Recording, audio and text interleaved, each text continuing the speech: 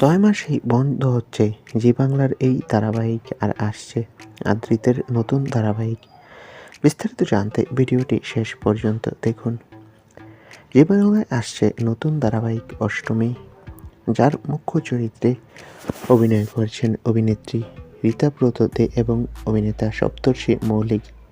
এছাড়া রয়েছে একাধিক চেনা মুখ। ইতিমধ্যে এই ধারাবাহিকের প্রোমো টিভি পর্দায় প্রকাশ পেয়েছে। নিয়ম অনুযায়ী কোনো ধারাবাহিককে জায়গা করে দিতে বন্ধ করে দেওয়া হয় পুরনো কোনো ধারাবাহিক। অনেক সময় টিআরপি জনপ্রিয়তা পেলেও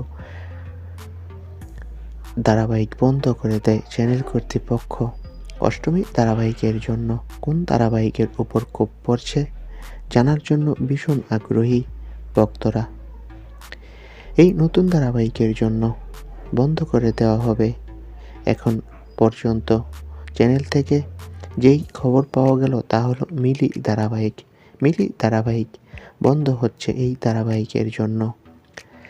আর আবারও নাকি নতুন ধারাবাহিক আসছে চ্যানেলে। আদ্রিত রয়ের নতুন ধারাবাহিক আসছে জি বাংলার পর্দায়, সূত্রের খবর তেমনই বলছে। আর মাত্র 1 মাসের মধ্যেই নতুন ধারাবাহিকে কামব্যাক করছে অভিনেতা আদ্রিত রয়। তো বন্ধুরা, এই বিষয়ে তোমাদের মন্তব্য কি কমেন্ট করে জানাও। ধন্যবাদ।